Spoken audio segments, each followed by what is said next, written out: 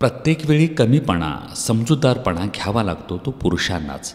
म्हणून तर काही नाती अजूनही टिकून आहेत, नाहीतर ती केव्हाच तुटली असती. आठवण ही एक अशी गोष्ट असते जी माणसाला हजारोंच्या गर्दीतही एकटं करते. आपण कितीही बोलकं असलो तरी मन मोकळं करायला आपल्या हक्काच्या व्यक्तीची सोबत असायला हवी. तुझं माझ्यासोबत असणंच माझ्यासाठी सगळं काही आहे. जेवढा माणूस समजदार होत असतो ना, तेवढाच तो शांत होत असतो. दोन माणसं एकमेकांना पक्की साथ तेव्हाच देऊ शकतात जेव्हा त्यांना एकच ठिकाण गाठायचं असतं. अधिकारांपेक्षा जबाबदारीचं वजन जरा जास्त असतं बरं का. काहीतरी मिळेल या अपेक्षेनं व्यवहार होतो, प्रेम नाही. तिचं व्यक्तिमत्व मुळात कणखर आहे. ती कधीच गिवअप करत नाही. ती रात्रभर रडेल, पण दुसऱ्या दिवशी मात्र स्वतःला तयार करून ठेवेल. प्रेम ते नाही जे तुम्हाला रोज गुलाब देईल.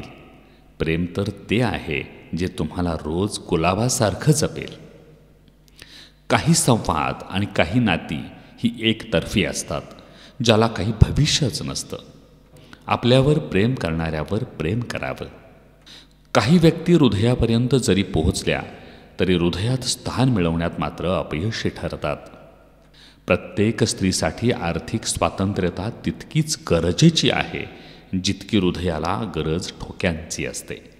साथ निभावणं प्रत्येकाच्या रक्तातच असावं लागतं.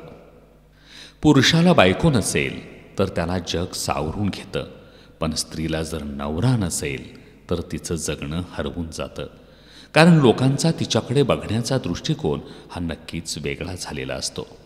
प्रेमात भीक मागण्यापेक्षा आईवडिलांच्या स्वप्नांसाठी प्रयत्न कर मित्रा, त्यातच तर खरा आनंद आहे.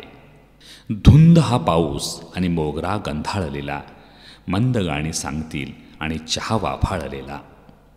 पुरुषाने युद्ध करून जग जिंकलं आणि स्त्रीने करुणेतून पुरुष जिंकला. मुलांवर संकट येतात तेव्हा बाप मार्ग काढत असतो. बापावर संकट आल्यावर मुलानं बापासोबत राहून लढायला हवं. काही माणसं चप्पलसारखी असतात, आधार देता देता मागून चिखल उडवतात. प्रामाणिकपणा ही खूप महागडी वस्तू आहे. कुठल्याही फालतू माणसांकडून त्याची अपेक्षा अजिबात करू नका. शांत दिसणारी व्यक्ती कधीच शांत नसते, परिस्थिती शांत बसायला लावते. माणूस भ्रमात जगत असतो की हा माझा, तो माझा. खरं तर तुमची फक्त वेळ असते.